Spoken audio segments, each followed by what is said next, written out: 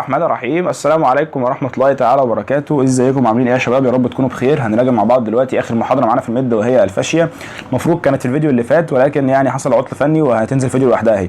خلاص طيب مبدئيا كده باي حاجة نسمي الاول نصلي على النبي نقول بسم الله الرحمن الرحيم. الفاشية كنا عرفنا ان هي عبارة عن طبقتين. لو احنا جينا نشرح جسم اي حد هنلاقي فيه سكين تحته سوبرفيشال فاشيا تحتها في الديب فاشيا، وكنا قلت لك ان احنا ممكن نقسم السوبرفيشال فاشيا دي لطبقتين برضو، نقسمها لسوبرفيشال فاتي لاير وتحتها ديب ميمبرينس لاير. دي مين دي كلها؟ دي السوبرفيشال فاشيا. امال دي الديب فاشيا. امال فوق مين يا معلم؟ ده السكين. خلاص نبدا نمسك اول حاجه السوبرفيشال فاشيا. قلت لك ان السوبرفيشال فاشيا دي هي الطبقه اللي تحت السكين على طول، هي غشاء بيحيط الجسم كله وهي تحت السكين مباشره. هي عباره عن ايه؟ هي عباره عن فات، عباره عن تيشو كده بيكون لوز واريولار، يعني تيشو كده مهوش شويه، تيشو كده ايه لين خلاص وفات، بس اغلب الكومبوننت بتاعها بيكون فات. بس ده فين؟ ده في الفيميل. في الفيميل بنلاقي نسبه الفات عاليه جدا اكتر من الميل وبتكون موزعه. خلاص وده طبيعي مع او ده بيخدم اصلا جسم الفيميل وبيخدم وظائف جسم الفيميل لان هي عندها استروجين اصلا، فالاستروجين ده محب للايه؟ للدهون. خلاص انت تعرف ان الميل ده الاستروجين عنده عالي لما يكون عنده دهون في جسمه كتير. خلاص بالمناسبه ممكن الاستروجين يعلى في جسمك كمرض مش كعرض او كده. خلاص طيب قلت لك بقى كان في اماكن ما ينفعش او مش موجود فيها سوبرفيشال فاشيا. زي ايه؟ اول حاجه جفنك. جرب اقرص كده. اقرص دي يعني بقول لك اقولها لك بالانجليزي، اقول لك امسك فولد من السكن، دي معناها اقرص. خلاص اقرص كده حته من جفنك، هتحس ان هو ايه؟ الحته اللي حوالين عينك دي الجفن ده هتلاقي ان هو كده الجلد رقيق جدا، فاذا هو الجلد هنا ايه؟ رقيق مفيش سوبرفيشال فاشيا. اقرص حته كده على ودنك الخارجيه هي دي الاكسترنال اير، هتلاقي نفس الكلام برده وهكذا. يبقى عندك الايليد اللي هو الجفن، ثم الاكسترنال اير، ثم النيبل اللي هي الحلمه، والحته اللي حواليها اللي هي الاريولا اللي هي اسمها الهاله. خلاص دول برضو ديفويد اوف سوبرفيشال فاشيا. ديفويد يعني ما فيهاش، ديفويد اوف يعني ما فيهاش. خلاص النيبل والاريا اوف بريست ما فيهمش سوبرفيشال فاشيا. عند الميل بقى بنلاقي البينس والسكروتم اللي هو القضيب والكيس اللي فيه التستس او الخصيتين برضو ما فيهمش اي سوبرفيشال فاشيا. ماشي الكلام كده؟ ماشي الكلام. دي اهم حاجه، دي اهم حاجه تحفظها، دي ام سي كيو مهمه جدا. يبقى الاماكن اللي بيغيب منها السوبرفيشال فاشيا ايليد واكسنال اير، بريست بيغيب منه في الاريا والنيبل، وعندك بينس واسكروتم. طيب بعد كده في اماكن تانية بقى العكس، اماكن الفات فيها موجود بكثره او اماكن بيتراكم فيها الفات. زي اول حاجه الباتوكس يعني المؤخره او بنسميها الجلوتيال ريجون. ليه سميناها جلوتيال ريجون؟ عشان موجود فيها الجلوتيال ماسل اللي هم الثلاثه، جلوتياس ماكسيمس، ميدياس تحتهم مينيمس. خلاص اكبر واحده الماكسيمس دي ودي اللي بتاخد فيها الحقن العضله. ماشي الكلام؟ طيب بعد كده عندنا منطقه الفلانكس اللي هي اللمبر ريجون. فلانكس اللي هي الاجنبي بيقول لك ده جنبه مطرشقه يعني تخين. ماشي الكلام؟ طيب بعد كده بقول لك المكان الثاني هو الصاي اللي هي الفخده من قدام ومن الجنب، الفرونت والميديال بتاعها. خلاص بعد كده المكان الثالث معانا وهو منطقه الكرش اللي هي الانتير ابنال وول، ولكن من تحت كده السره تحت الامبلايكس. خلاص رابع مكان معانا هو البريست او الاكزيلا. دي الاماكن اللي بيتراكم فيها الدهون بكثره او الاماكن اللي فيها يعني ايه؟ فيها السوبرفيشال فاشيا موجوده كويس جدا. خلاص تاني كده سريعا كان هم الباتوكس والفلانكس. خلاص باتوكس وفلانكس والصاي من قدام ومن الجنب اللي هي جوه يعني، وعندك البطن من قدام تحت السره، وعندك البريست والاكزيلا. خلاص طيب بعد كده حابب يقول لك ان في فيتشرز مميزه جدا للسوبرفيشال فاشيا في هذه الاماكن. ازاي يعني؟ بقول لك يعني مثلا عندك منطقه او عندك الليمبس اللي هي الاطراف، وعندك منطقه الكرش اللي هي اللور بارت اوف الانتير ابدومينال وول اللي هي منطقه بطنك من تحت كده، والليمبس. المناطق دي السوبرفيشال فاشيا بتكون ديستنكت كويس جدا فيها، يعني تعرف توضحها كويس جدا. قلت لك من شويه ان السوبرفيشال فاشيا ممكن اقسمها الى ايه؟ الى سوبرفيشال فاتي لاير. خلاص سوبرفيشال فاتي لاير وديب ممبرينس لاير. قال لك احنا ممكن فعلا نقسمهم طبقتين او نعرف ان احنا نفرق الطبقتين دول عن بعض في الليمبس والانتير ابدومينال وول. ودي ام سي كيو هي تاني ام سي كيو هي معانا ان السوبرفيشال فاشيا دي ليها اماكن بتكون ناشفه جدا فيها واماكن ثانيه بتكون ضعيفه جدا فيها. زي هقول لك اقرص دلوقتي قلب ايدك كده من جوه، اقرص قلب ايدك من جوه، حس ان انت اصلا تقرصه بصعوبه جدا. ليه؟ والقرصه نفسها بتحس ان تحتك كده الجلد سميك قوي. صح؟ هي فعلا السوبرفيشال فاشيا بتكون فيري دنس وطف جدا في البالم بتاع ايدك، وعلى نفس الكيفيه بتكون ناشفه جدا برده في كف رجلك من تحت، في السول اوف فوت، الكف نفسه من تحت كده. خلاص الحته اللي بتدوس على الارض، وعندك برده السكالب اللي هي الجمجمه اللي هي الدماغ. خلاص حتى احنا قلت لك قبل كده احنا برضه لما نكون في التنزيل ان شاء الله استقبال وتيجي تعوز تخيط يقول لك جرب اول خطه فين؟ جربها في الدماغ. ليه؟ عشان الدماغ ناشفه. خلاص تعرف تخبط فيها براحتك. ماشي الكلام؟ طيب على العكس خالص لو جيت تقرص ايدك نفسها بس من فوق بقى من ناحيه الدورسم بتاع ايدك، هتحس ان انت ماسك سكين رقيق جدا وعارف تقرص حته حلوه كده محترمه والسكين فيها رقيق فعلا. السوبرفيشال فاشيا بتكون ثين في الدورسال اسبكت اوف هاند، في كف ايدك كده من بره، وبرده نفس الكلام على الفيت اللي هي كف رجلك من فوق وعلى السايدز وفي النك وعلى الفيس. وخد بقى دي ان اصلا على الفيس احنا ممكن نلغي وجود السوبرفيشال فاشيا، لان في الماسلز اوف الاكسبريشنز عضلات وشك اصلا بتكون باينه كويس جدا. لو حد ضحك، لو حد وشه مجعد من عند الجبهه كده من فوق، من عند الجبهه من فوق هنا كده، لو وشك قاعد، لو مثلا وشك اهو ودي عينك كده، لو وشك قاعد كده من هنا قاعد كده، التجاعيد دي عباره عن ايه؟ عباره عن ماسلز اللي فوق دي اللي هي الفرونتاليز ماسل اللي على وشك دي قعدت مع مرور الوقت ومع السن. خلاص ماشي الكلام كده، فهي واضحه لك جدا اهي. فبالتالي احنا ممكن يعني ساعات بيعتبروا، مش هنا بس يعني عندك في ما اعتبروش، بس هو بيقول لك يعني عشان لو سمعتها في اي حته، ساعات بيعتبروا ان الماسلز بتاعت الوش هي تحت السكين مباشره، مفيش سوبرفيشال فاشيا خلاص. بس عندك هنا هو قال لك في سوبرفيشال فاشيا لكنها رقيقه جدا لدرجه ان الماسلز بتاعت الوش جزء منها. فهقول لك دلوقتي ان في حاجات بتكون موجوده جوه السوبرفيشال فاشيا، واول حاجه معانا ماسلز زي مين؟ زي الماسلز اللي في وشك اللي هي بنسميها الماسلز اوف الاكسبريشنز، تعابير الوش. خلاص ايه تاني؟ عندك في منطقه البريست المامري جلاند اللي هي دي كده، هي موجوده جوه الفك ده كله اللي هو السوبرفيشال فاشيا، برده هي حاجه موجوده جوه السوبرفيشال فاشيا. عندك بعد كده في كوتينيوس نيرفز وفيزلز وليمف نودز. يعني ايه الكلام ده؟ كلمه اصلا كوتينوس بتترجم كل الكلام ده. كوتينوس يعني قلت لك يعني سطحي، يعني عند الجلد، يعني بيغذي السكن. خلاص فبديهي جدا ان اي حاجه ماشيه تحت الجلد هي جوه السوبرفيشال فاشيا. خلاص فكوتينوس دي سواء بقى نيرفس او فيزلز او ليمف نودز، فهي كده كده حاجات رايحه تغذي السكن، فهتكون ماشيه تحت السكن. وايه هي اول طبقه تحت السكن؟ هي طبقه السوبرفيشال فاشيا. طب ايه هي الفانكشنز بتاعه السوبرفيشال فاشيا دي؟ هل هي مهمه؟ مهمه جدا. ربنا سبحانه وتعالى خلقها لنا ليه او ليه عملها بالكيفيه دي؟ اول حاجه هي هتساعد في الموفمنت بتاعه السكن، جلدك يكون يعني ياخد ودي معاك. جرب كده زي ما قلت لك، حط ايدك على جلدك كده وحرك جلدك بايدك كده، حرك الجلد نفسه، مش تمشي على جلدك، لا زق الجلد بايدك كده، هتلاقي الجلد بيتحرك معاك شويه وتدي كده ايه، تدي مرونه شويه لجلدك. خلاص تاني حاجه ان برضه السوبرفيشال فاشيا دي بتدي ممرات او باسجز للفيزلز والنيرفس اللي رايحه للسكين ان هي ماشيه تحت الجلد مباشره، اللي هي نفس النقطه بتاعت ايه اللي فوق دي اللي هي كوتينيوس نيرفس وفيزلز وليمف نودز. خلاص تالت واحده وهي اهم واحده بالنسبه لي في كل دول، ان هي كونزرفز البادي هيت. يعني ايه؟ بتحافظ على حراره الجسم او بتعمل كعازل حراري، انسيوليتور. خلاص كده يعني ايه؟ يعني السوبرفيشال فاشيا دي بتلاقي ان هي بتمنع فقد الجسم الحراره، فتحرك شويه. علشان كده تلاقي صاحبك المليان شويه او صاحبك اللي جسمه فيه فات كتير شويه كده، تلاقي ان هو لابس صيفي في الشتاء عادي، مش انا مش حاسس بحاجه يا عم. او حتى لو كان رفيع، بس الرفيع ده هتلاقيه ان الجلد بتاعه سميك قوي. ليه جلده سميك؟ عشان السوبرفيشال فاشيا عنده كتيره، فبالتالي هو فعلا مش حاسس بالحراره، هو مش روش، هو فعلا مش حاسس بالحراره. ليه؟ لان عنده الجلد سميك، فعنده السوبرفيشال فاشيا عامله كعازل حراري. فاهم حاجه؟ فبالتالي هو بالنسبه له ان هو جسمه محتفظ بالحراره، فمش سقعان، فعادي هو لابس صيفي مش بيتروشن. فاهم حاجه؟ بس يبقى اهم وظيفه بالنسبه لي ان هي تعمل كعازل حراري، بتحفظ البادي هيت، تحفظ حراره الجسم. ماشي الكلام كده؟ as fat is bad conductor of heat، ان هو زي مخدك ده او باد بيعمل ايه؟ بيحافظ على حراره الجسم. ماشي الكلام كده؟ وهي دي كانت السوبرفيشال فاشيا. فيها اي حاجه صعبه؟ اعتقد ولا اي حاجه. طيب نخش على الديب فاشيا. طيب نيجي بقى على الديب فاشيا. الديب فاشيا هي اللي تحت وهي الناشفه جدا. خلاص فهي حاجه بتكون او هي عباره عن فاشيا، يعني بتكون بينيث السوبرفيشال فاشيا، تحت الديب فاشيا. طب في وصفها، هل هي فات زي السوبرفيشال فاشيا؟ لا، قال لك الاجابه لا خالص. ده الديب فاشيا دي بتكون سترونج جدا، سترونج جدا جدا جدا كمان. خلاص سترونج فايبرس شيث او شيت. هي عباره عن ايه؟ هي عباره عن كولاجين، اللي بيكونها كولاجين او كولاجين. بالتالي هي بتكون ايه؟ بتكون ناشفه جدا جدا جدا. ماشي الكلام؟ فهي بتكون طف، هي نوت الاستيك، هي مش مرنه اطلاقا. طيب ايه توزيعها او ايه الاماكن اللي بشوفها كويس فيها؟ الاماكن اللي بتلاقي دي الفشه دي موجوده كويس فيها عندك هي بيست سين فين؟ في اللمبس اللي هي دراعك ورجلك. اشمعنى؟ عشان في كم من الماسلز مهول في الدراع وفي الرجل. الماسلز دي مش موجوده لوحدها، ده معاها فيزلز ونيرفس وليله كبيره قوي سعادتك. فعشان نعمل لفه كده حواليهم تحكمهم كويس جدا، بنسميها اللفه دي السليف. سليف يعني كم الطويل ده. عارف مثلا الكم بتاع البادي بيكون حوالين دراعك كده ماسك قوي، صح؟ نفس الفكره بس بتكون بقى فاشيه. فهي بتكون عباره عن عباره عن سليف ماسك في جسمك تايت، يعني ماسك في جسمك قوي قوي جدا. خلاص او الماسكه بتكون ايه؟ ناشفه قوي.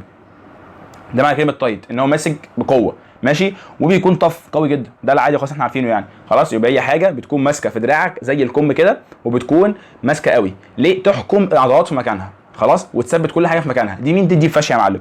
برضه بتكون ويل ديفايند في النك، وهناك بتفورم اكولر. يعني ايه بتشكل العقد او بتكون شكل العقد؟ ان في فاشيا اصلا حوالين زورك كده او حوالين رقبتك. الفاشيا دي مهمه جدا جدا، هتسمع اسمها كتير واعرفها من دلوقتي. هي مين؟ هي الديب سيرفايكال فاشيا، اسمها الديب سيرفايكال فاشيا. خلاص، فاشيا هتسمع اسمها كتير في الموديولات الجايه، بالذات اللي هو الجي اي تي، الحاجات اللي فيها النك. خلاص، دي اسمها الديب سيرفايكال فاشيا. ماشي الكلام. طيب ايه الاماكن بقى اللي الديب فاشيا فيها بتكون نوت ويل فورمد، يعني ضعيفه فيها او مش موجوده كويس فيها؟ اول حاجه وبديهيا ان هي الفيس. ما انا لسه لك من شويه ان الفيس ده فيه ماسل اوف اكسبريشنز، فانت عشان وشك يكون مش وشك ماسك عارف تتكلم ولا عارف تضحك ولا اي حاجه، هتلاقي نفسك بتتكلم كده ازيك عامل ايه، اللي هو وشك اصلا مقفول، غير لو وشك اصلا بيروح ويجي معاك، فاهم؟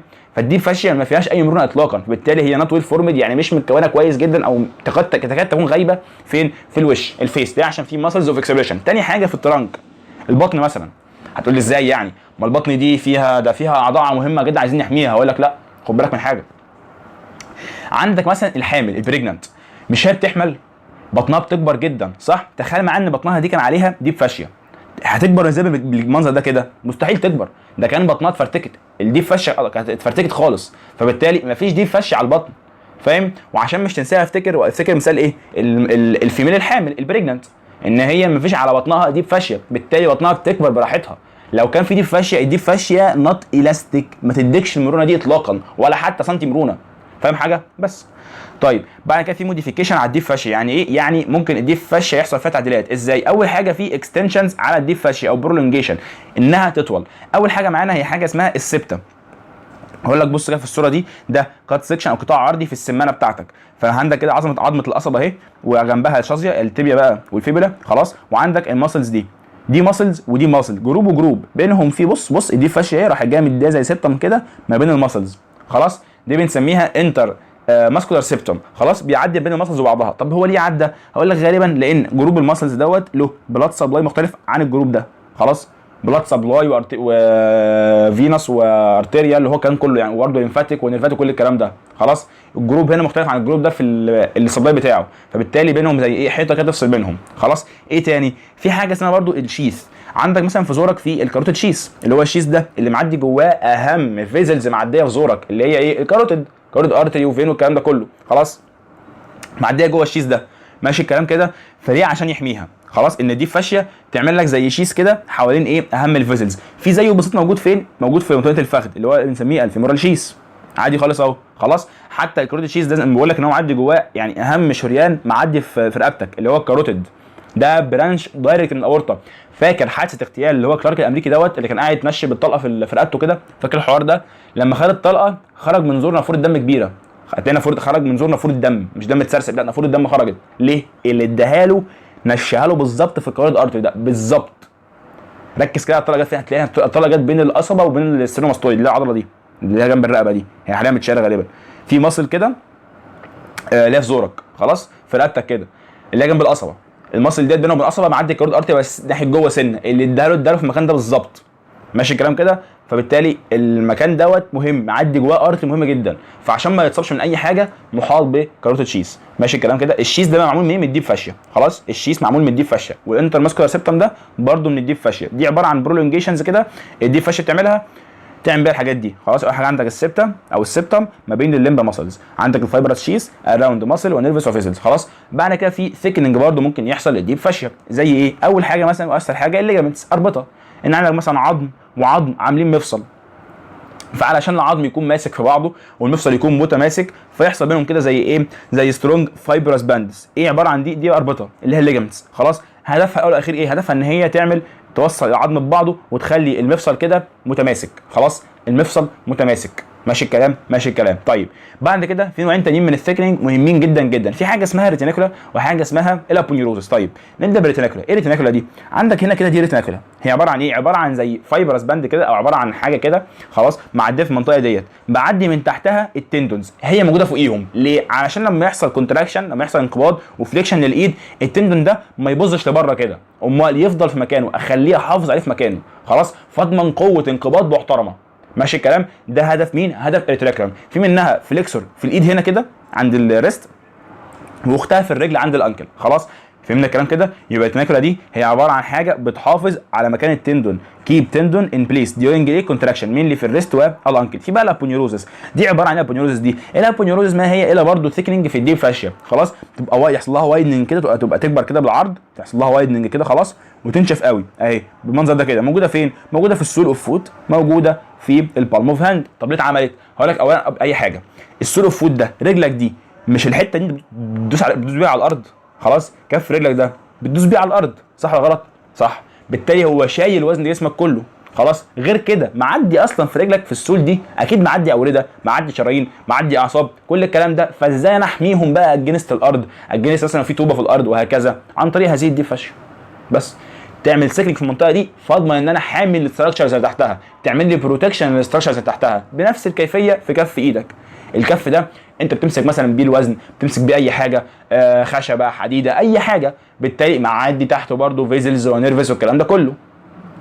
فعشان نضمن حمايتها بيحصل برضه ثيكننج في المنطقه دي، ماشي الكلام كده. الثيكننج ده هو ايه؟ هو الابونيوروزس، خلاص. يبقى الابونيوروزس هي عباره عن ثيكننج كده بيحمي الاندرلاينج ستراكشر، بروتكت الاندرلاينج ستراكشر، زي ايه؟ البالمر والبلانتر ابونيوروز. ايه بلانتر ديت؟ كف الرجل من عند السول كده بنسميه البلانتر، بنسميه الحته دي كده البلانتر، ماشي الكلام ماشي الكلام. طيب بعد كده في حاجه اسمها انتربشن اوف الديب فاشيا، يعني الديب فاشيا هوقف دقيقه معلش، الصوت راح الحمد لله. بقول لك ان في حاجه اسمها انتربشن اوف الديب فاشيا. يعني ايه؟ قلت لك ان في دراعك مثلا انت الديب فاشيا مغطيه دراعك كله زي الكم الطويل وماسكاه كويس جدا، صح ولا غلط؟ تقول لي صح. تعالى كده عند كوعك، عند عظمه كوعك البارزه اللي هي دي كده، وجرب المسها، هتلاقي نفسك بتحس العظم تحت الجلد بالظبط فعلا، لان العظم تحت الجلد حاليا مفيش فوقيها ديب فاشيا. فالمنطقه دي بنسميها ان الديب فاشيا هنا ابسنت من على العظم السبكوتينيوس، العظم اللي تحت الجلد مباشره، خلاص. يبقى ممكن يحصل انتربشن الديب فاشيا امتى؟ انها بتكون غايبه فين؟ عند السيرفيس اوف بونز اللي بتكون تحت الجلد بالظبط، ماشي الكلام كده ماشي الكلام. طيب في بقى حاجه اسمها انترنال فاشيا، ان الديب فاشيا جوه الجسم، عندك مثلا اورجان انت عايز تشعلقه في حته هنا مثلا في الجسم، خلاص، فده دي فاشيه تلف حواليه وتشعلق بس عادي خالص. او انها مثلا تمشي جوه تغلف ايه؟ تغلف شريان، تغلف وريد، تغلف شريان وريد وعصب، زي الكلام ده بيحصل فين؟ في الكاروتيد شيس والكلام ده كله، ماشي. بس ده معنى انترنال فاشيا، انها فاشيه جوه الجسم، ممكن تملى فراغ، ممكن تحوط اورجان، ممكن تعمل باسج الفيزل ونيرفس وهكذا، خلاص. ده بالنسبه للموديفيكيشنز اللي ممكن تحصل للديب فاشيا. اخيرا وليس اخيرا هنتكلم على الفانكشنز اوف الديب فاشيا، وكنت انا سكنتهم لك في سكيما كده اللي هي عباره عن ايه؟ عباره عن سي ام اي، ام اي وار ار. ايه هم؟ اول حاجه السي اللي هي الكونتور، ان الديب فاشيا زي ما قلت لك هي ماسكه حوالين دراعك كله، حوالين رجلك كلها، فمديه جسمك الكونتور بتاعه اللي هو الشكل بتاعه، ان دراعك ده الشكل بتاعه، رجلك ده الشكل بتاعها. ما تلاقيش مثلا رجلك ايه باظه لبره انت تجري، فاهم؟ اصل انت مثلا ممكن تجري فالماسلز بتكونتراكت، فاهم؟ بيحصل انقباض في العضلات كلها، فممكن تبص لبره عادي خالص، صح؟ فقال لك لا، وانت بتجري او انت بتنط او في اي حاجه الديب فاشيا ماسكه كل حاجه في مكانها، فمتحافظه على الكونتور بتاعك، ماشي الكلام. يبقى الديب فاشيا كيز اندرلاينج ستراكشر ان بوزيشن، بتخلي كل حاجه في مكانها، وبريزيرفز الكاركترستيك سيرفيس كونتور اوف ليمبس اند نيك، مخليه شكل رقبتك وشكل الليمب بتاعك محافظين على شكلهم اللي هو الطبيعي، الكونتور بتاعهم، خلاص كده ماشي الكلام. يبقى الديب فاشيا موجوده بطريقه كويسه جدا فين؟ في الليمبس والنك، وركز كويس، الليمبس والنك، ماشي الكلام ماشي الكلام. طيب دي السي الكونتور. بعد كده عندك ام اي وام اي، واحده منهم ماسل اتاتشمنت. ازاي؟ هقول لك، بص معايا على الرسمه دي كده، مش انت عندك اهو الديب فاشيا راح جايه عامله انتر ماسكولار سيستم معدي كده، ما هي الماسلز دي ماسكه فيه والماسلز دي ماسكه فيه. طب ماسكه فيه ليه؟ ما هو قوي جدا يعني، ده دي فاشيا خلاص، بالتالي هو ادى ماسكولار اتاتشمنت. ليه؟ عشان ناشف قوي. يبقى قلنا كده السي، وقلنا ام اي، وقلنا ام اي وار كده خلصنا السي كونتور، وقلنا ام اي ماسل اكشن، سوري ماسل اتاتشمنت. الام الثانيه هي ماسل اكشن بقى. ماسل اكشن ازاي؟ مش انا قلت لك دلوقتي ان الديب فاشيا محوطه كل الكلام ده دراعك ورجلك كويس جدا وهي ناشفه جدا، فلما تعمل درجه ضغط كده، درجه بريشر شويه كده على الماسل، تحسن الاكشن بتاعها، ماشي الكلام. فهي بتاسست في الماسل اكشن ازاي؟ عن طريق درجه من التنشن او البريشر بتعملها هذه الفاشيا على المسلز، خلاص. درجه التنشن البسيطه دي او البريشر دي بتساعد في انقباض العضله احسن. علشان كده تسمع ان لعيبه الكوره مثلا ساعات يلبس شراب ضيق قوي على سمانته، ليه؟ عشان يفش عليها جامد فتنقبض احسن. او تلاقيه مثلا لابس كم طويل بس ضيق قوي عليه، ليه؟ عشان برده يعمل انقباض حلو على عضلات دراعه فتنقبض احسن، فالدم يمشي احسن وهكذا، فاهم؟ فالعضلات تكون بتعمل انقباض احلى، فاهم حاجه؟ دي برده يعني ايه ساعات لعيبه الكوره بيعملوا الحوار ده، اللي هو يلبس مثلا ايه شراب ضيق، شورت ضيق قوي، او تيشيرت ضيق وهكذا. فاهم حاجه؟ بس ده بالنسبه للماسل ايه؟ الماسل اكشن. عندك بعد كده الار والار. اول ار معانا وهي الفينوس ريتيرن والليمفاتيك ريتيرن. ازاي؟ نفس فكره بالظبط لما الفين يعدي جوه مصل، هو هنا معدي جوه مصل وحواليها دي فشه، فلما تعمل الضغطه بتاعتها تعمل الضغط على الفين برده بالمره والليمف بالمره، فنحسن من الفينوس والليمفاتيك ريتيرن. نفس الفكره بالظبط. اخر ار معانا وهي الريتيناكولا، انها بتشتغل زي ايه؟ زي البقره. البقره ازاي يعني؟ انها بتمنع اللوس اوف الباور. يعني ايه؟ عندك الريتيناكولا اهي بيكون معدي تحتها التندون، صح؟ لو ما فيش ريتيناكولا هتلاقي التندون ده لما بيجي يحصل كونتراكشن كده التندون ده بيطلع يبظ منك لفوق. خلاص؟ هقول لك حاجه، بص يا ريس، ده كده كوعك اهو، وده الريست، خلاص؟ وادي دراعك اهو، وكف ايدك اهو، خلاص؟ التندون ده ماشي ازاي؟ التندون ماشي كده وماسك هنا، والريتيناكولم ماسكه فين؟ ماسكه هنا كده، ماسكاه في مكانه. طب لو ما فيش ريتيناكولم ايه اللي يحصل؟ لما يحصل كونتراكشن تلاقي كوعك بالمنظر ده كده، خلاص؟ ودراعك اهو، وادي الكف اهو، تلاقي الكف راح جاي عامل كده، والتندون اهو بص لبره وعمل كده، بص لبره.